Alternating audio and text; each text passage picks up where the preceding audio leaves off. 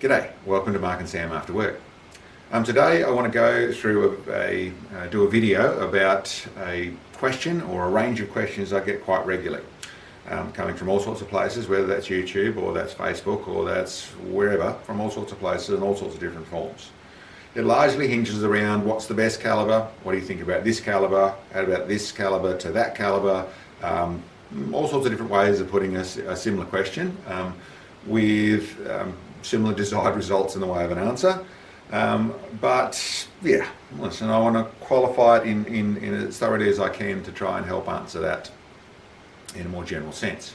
In front of me I've got some of the rounds that we actually shoot here in our rifles, and the different things that I use and own, and really just as something to look at while I'm having this conversation. But what I would like to go through, there's a few different levels of what is the best round or the best rifle or the best caliber to choose. To start off with, my honest opinion is there isn't one. There isn't a best caliber. There are all sorts of calibers that work very well. Some have some issues, some don't have issues, but largely they're much more personal things. They're much more personal bits and pieces. So what you can get to start off with, what rifles come in, what you're trying to build, whether it's a custom rifle you're trying to build, and then a specific job you want to do with it, or it's you want to go and buy your first or your next, or it's for hunting and you want to buy a rifle off the shelf to do that. Those things can vary very much. What the cost is can really change something. One caliber versus another caliber, generally not going to be a huge amount of difference, but if you've got $500 or $1,000 difference in the rifle you can get versus your features you can get, then the caliber is not that important so much versus the other side of things. The expense of the ammunition, whether you're going to hand load or not hand load, whether you can get that powder, that brass, those bullets. There's no point getting the best one that suits you, absolutely, but the brass is nearly impossible to get, or the loaded rounds that you want to buy factory, they don't do performance stuff. You know, there's all sorts of instances I can raise. There's the likes of the 25 caliber, which is like the 2506 and some other 25 calibers, which would be a great little round, but there is almost none in the way of, I think there is some, but there's almost none in the way of ELR bullets or very high BC bullets for that caliber. So for a short range hunting rifle, short to medium range hunting rifle, awesome sort of choice in the way of caliber. For being able to do long range target shooting, they're not so good because of the caliber choice. I'm not trying to pick on the 25 cal, more trying to point out the fact that it's actually not answerable by talking about the round itself. It's answerable by looking at all those different things.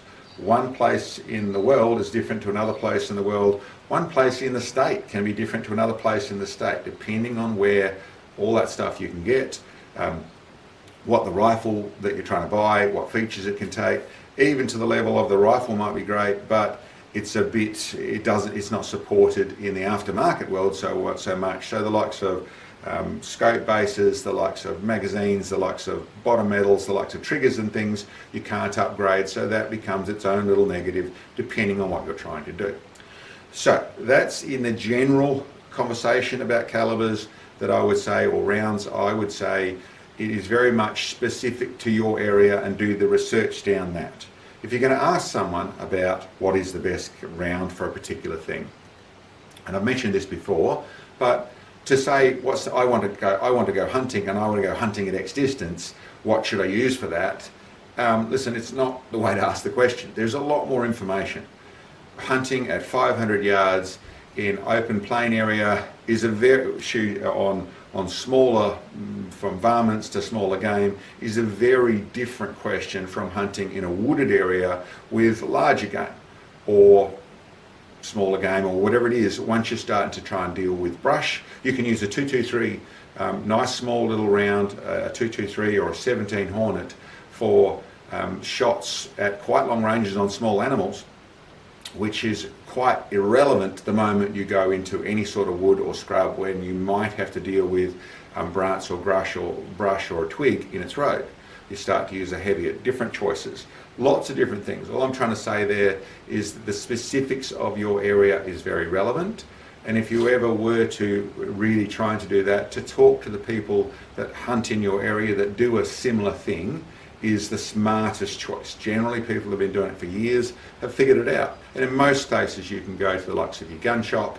They're the type of people that are going to be able to say, listen, this is what the guys get to do this is what they find. And that's also where you'll probably find some of your advice on the reasons they do it. You know, whether the ammo is easier to get or hard to get.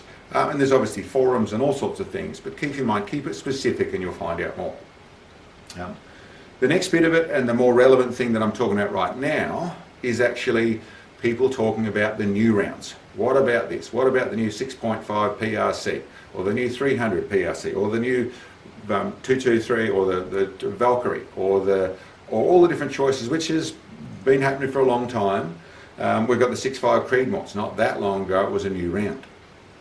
How does that compare to this, or is that a good round, or what are your thoughts on it? Hear that quite a bit. The moment there's a new round, then there's someone saying, what are your thoughts on it? My thoughts are always as follows, and that is, until it's actually hit the road properly, until it's done some time and been tested, then I don't know.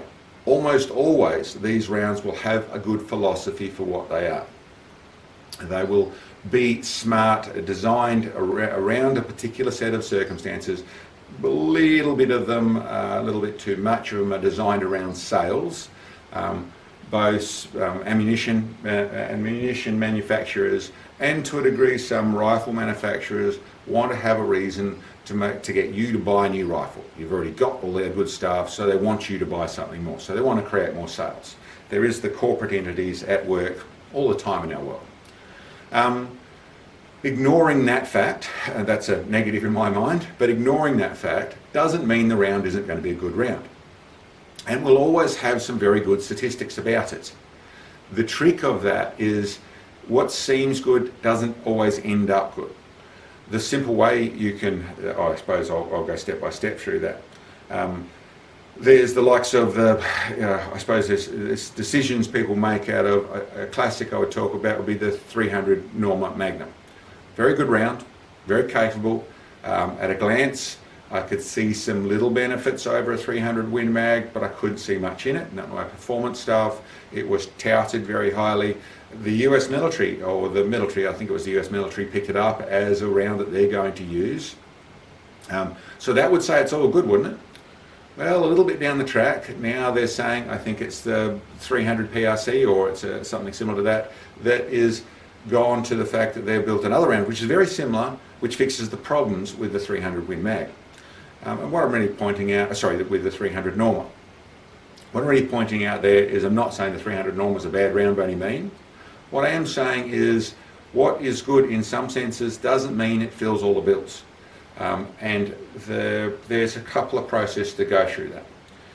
To have a new gun that's different, have the new round and be testing it is awesome. You know, that can be fun, you enjoy it. If you're trying to buy the right round so you've got the best one that you get to keep forever, well, none of the new ones should you touch for the first 2 or 3 years. Because until it's done 2 or 3 years, you don't know what its reputation is. The world doesn't know what it's going to do. We don't know yet. It's going to go through lots of testing, and what seemed good doesn't always end up good by the time it runs in different actions and different rifles and different setups, and the actual overall of how much the manufacturers start to build brass or bullets or loaded ammunition, all that sort of stuff is down the track. That's coming. And the 6.5 Creedmoor is a classic case of that. But it's something that started new. I was certainly one of the people that stood away from it. The likes of, to me, the 260 Remington, it just wasn't enough on top of the 260 Remington. It was already a very good round that existed, so why would you bother with that? We'll wait and see what actually happens. But what actually happened was a lot of manufacturers picked it up, started to build rifles doing that, and that meant that all of a sudden the 6.5 Creedmoor had some real weight in the marketplace because you could buy it in most decent manufacturers' rifles were coming out with them and coming out with good features set up to shoot it. So it makes it a very good round. And in some places, because of what you can buy rifles in and the ammunition now can get for it, it would stand up above the 260 in some places. So once again, not trying to differentiate between the two, but really talking about a new round that made it through. There's other rounds, and whether that's the Valkyrie or whether it's the 300 Norma or whether it's the 6.5 PRC or whatever it is, time will tell. Once again, They're still going to have a lot of good features to them. To get them to play with the new one is good. As to whether it stays on your shelf or it ends up as a gun that's in the back of the cupboard and I can't really get ammunition for it, well, that's a risk you're taking when you take on the new ones. So if you want a real answer, it's time will tell is the real answer to go with that. In 2 or 3 years' time, you'll really get your answer to go with those new calibers. Anyway, that's an overall of it. Other than that, what's the best one? What's my favourite? I don't think there is such a thing. You know, I'm definitely a fan of having a few different ones in the cupboard. I think it's really nice to shoot when you've been just in the way of your skill, that side of things, to have some larger ones, to have some smaller ones. The fastest, most efficient bullet isn't necessarily the best one. Doesn't teach you as much as shooting a slower, fatter bullet in some places. The consistency, accuracy, lots of recoil, low recoil, all that sort of stuff, all of it is always, I suppose, I live in the world of where a bit of variety is nice, and there's really no really bad rounds. Some aren't so easy to work with, some aren't so easy to get stuff for, and some don't suit people. But the simple answer to what's the best, I don't have one. I don't have an answer to that sort of stuff. I don't believe there is a best. I think there are different choices.